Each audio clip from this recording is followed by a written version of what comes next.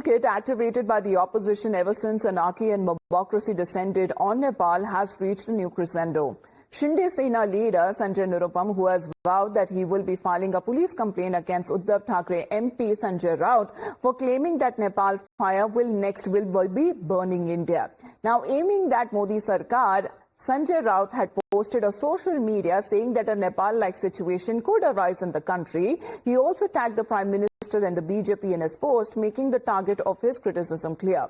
Now, the ecosystem predicting imminent anarchy in India overlooks the voices of the protesters at the heart of the demonstrations.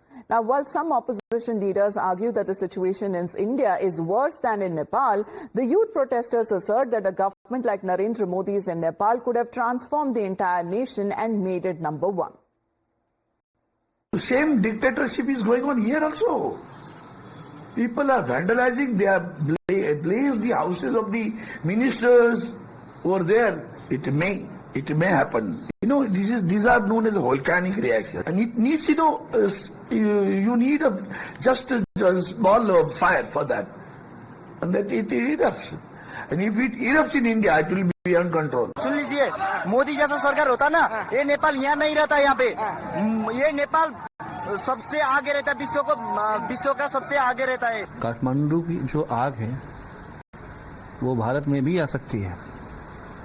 इसलिए जो जनता की रजामंदी के बगैर जो लोग सत्ता चलाना चाहते हैं, एनडीए को भी, भारत के लोगों को भी सोचना पड़ेगा कि इस देश की जनता के खिलाफ मत जाओ. सुन लीजिए, मोदी जैसा सरकार होता ना, ये नेपाल यहाँ नहीं रहता यहाँ पे, ये नेपाल सबसे आगे रहता है, विश्व का सबसे आगे रहता है. Now, the unrest in Sri Lanka, the anarchy in Bangladesh, and the mobocracy in Nepal that have all led to the opposition in India claim that the turmoil in neighboring countries will eventually affect the nation as well. The Sena argues that there is a coordinated effort by the Vipaksh to create hostile atmosphere in Bharat. Sanjay Raut और देश के कई विपक्ष के नेता पाकिस्तान की भाषा बोल रहे हैं, अस्थिरता फैलाने की कोशिश कर रहे हैं, माहौल खराब करने की कोशिश कर रहे हैं. भारत का सक्षम नेतृत्व इनको खटकता है, भारत की विकास और तरक्की इनको खटकती है, और ये पाकिस्तान समर्थक और देश विरोधी नेताओं को देश की जनता ही इनको जवाब देगी. Whatever is happening is sad and painful. We have a very strong bond with Nepal. We support democracy in Nepal, and we have through all kinds of changes that have happened in Nepal. But we've stuck by the people of Nepal, and why not? I mean, there is intrinsic link between the people of Nepal and India. So many of their leaders have studied in India. So many of their people have families in parts of India, etc. And so that is an irreversible bond that will always remain. But having said that, one obviously has to be pragmatic and practical. They are going through an extremely difficult period.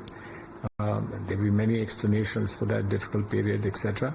But we can frankly just wish and pray that things settle down as quickly as possible. Well, such have been the reactions that have been coming in from the opposition back home as far as the developments that we have seen in the recent past in our neighboring countries, whether be it in Bangladesh, in Sri Lanka, even in Pakistan, Afghanistan, and now in Nepal. Now, following as far as when we speak of stability and functional democracy, India, meanwhile, has been setting the example of being the biggest democracy in the world. However, when it comes to the Vipaksh back home, seemingly unconvinced and hinting rather, while making such provocative statements, that what is happening around India, especially when it comes to in the neighborhood, this soon could have certain effects when it comes to politics back home.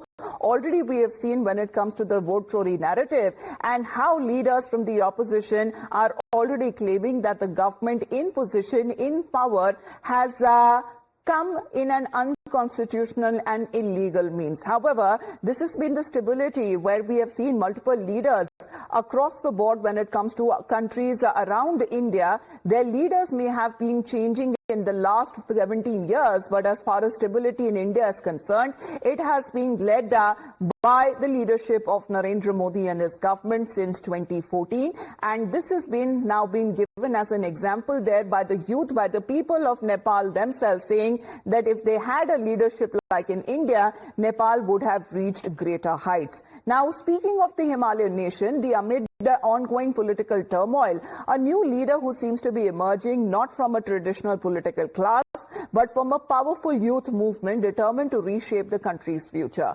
Following weeks of the Gen Z-led protests and resignation of Prime Minister KP Oli, over 5,000 young people joined an unprecedented virtual meeting to choose a leader for Nepal's interim government. Now, while Kathmandu Mayor Balendra Shah initially appeared to be the front-runner and a symbol of the youth's political aspirations, the attendees of the virtual discussion said repeated attempts to contact him went unanswered. As the momentum shifted, a new name rose to top Nepal's former Chief Justice Sushila Karki. Now, Balendra Shah has publicly endorsed Sushila Karki as the head of the interim government. Protests that were initially sparked by controversial now led withdrawn ban on social media. But now what has begun as the outrage that has transformed into a coordinated call for a systemic change led by the young generation of Nepal, calling it a complete ban on corruption. Now, with Sushila Karki at the center of this movement and Balendra Shah now lending his support, Nepal now stands at the brink of a new political era that is now being shaped by its younger generation. Nepal में सेना ने take over कर लिया है।